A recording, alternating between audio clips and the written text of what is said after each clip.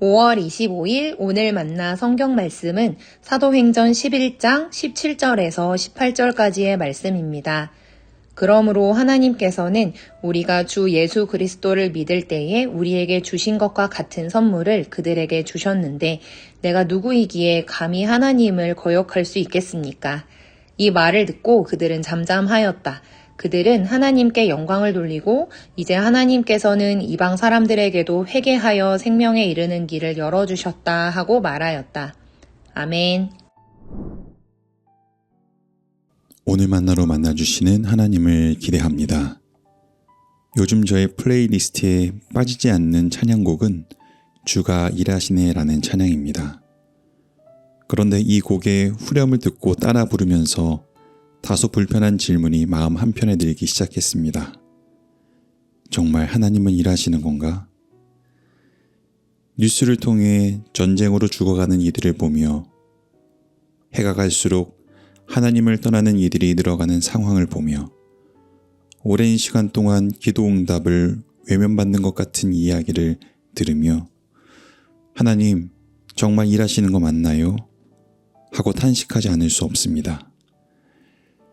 그런데도 성경은 하나님께서 일하셨던 흔적들로 가득합니다. 그리고 지금 일하고 계심을 믿음으로 보게 합니다. 단지 우리의 생각과 시간이 다를 뿐 처음을 시작하신 분이 마지막을 향해 쉬지 않고 일하고 계십니다.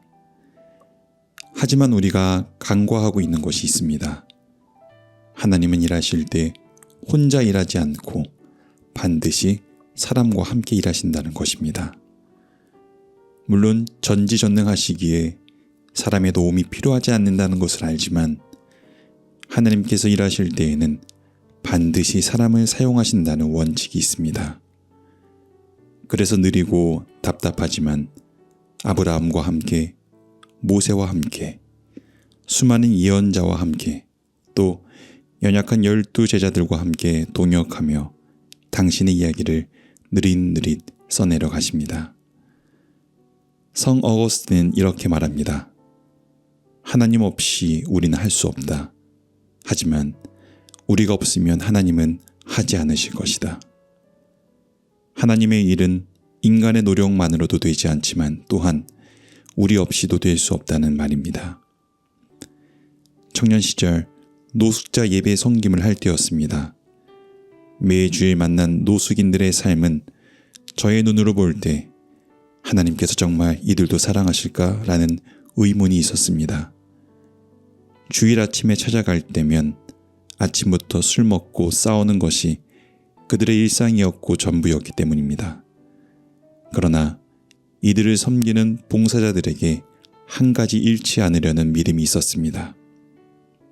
이들도 하나님이 사랑하시는 존재라는 믿음이었습니다. 술 냄새가 온몸에 배고 말의 대부분은 욕설이었지만 그들을 대할 때 이 믿음을 마음속에 새기며 매주일 그들을 만나 예배드리고 신방하였습니다. 그런데 놀랍게도 그들의 삶과 태도 그리고 영혼의 변화가 생기기 시작했습니다. 보조금으로 술을 사먹는 대신 붕어빵 장사를 시작했고 평일 제자 훈련생들이 생겨나며 세례를 받는 이들도 생겨나기 시작했습니다. 노숙인들이 주보를 나눠주고 찬양으로 예배를 섬기며 또 다른 노숙인을 전도하기 시작했습니다. 나의 편견을 걷고 꾸준히 이들의 삶으로 향할 때 하나님께서 일하심을 목격한 경험이었습니다. 하나님은 혼자서 일하시지 않습니다. 함께 일할 사람을 찾습니다. 사람이 바로 하나님의 대안이기 때문입니다. 특별히 하나님의 무한한 사랑과 구원의 선물을 누가 받아도 되는지 자기 생각과 판단으로 재분류하지 않는 이들을 통해 하나님의 역사는 더욱 가속화됩니다. 사도행전은 경계를 무너뜨릴 때 하나님의 일하심과 복음이 힘차게 확산하는 과정을 보여줍니다. 내가 누구이기에 감히 하나님을 거역할 수 있겠냐는 베드로의 선언은 자신의 판단과 전통이 만들어낸 경계를 넘어서게 하고 그때 구원의 선물은 이방인에게까지 전해지게 됩니다. 구원의 선물을 누가 받을 자격이 있는지 판단하는 자가 아니라 그 선물을 전달하는 전달자임을 분명히 알 때 하나님의 선물은 땅 끝까지 전달되기 시작했습니다. 그래서 그리스도인은 구원의 선물을 전달하는 배달원 같습니다. 받는 이가 누구든지 어디에 살든지 관계없이 그곳으로 찾아가 구원의 선물을 전달하는 사람입니다. 자신의 판단과 기준과 편견 때문에 배송을 거절한다면 아무리 좋은 선물이라도 전달되지 않습니다. 하나님은 성실히 일하십니다. 졸지도 주무시지도 않고 일하십니다. 그러나 편견을 가진 배달원과 혹은 선물이 좋다고 구호만 외치는 배달원과 함께 일할 때 하나님의 일은 완성되지 않습니다. 그런 행동은 마치 하나님을 실업자로 만드는 것과 같습니다. 하나님은 이미 넉넉한 사랑과 은혜로 가득 찬 구원의 선물을 들고 모든 이들에게 주실 준비가 되어 계십니다. 이제 우리에게 물어야 합니다. 이 선물을 배달할 준비가 되어 있습니까?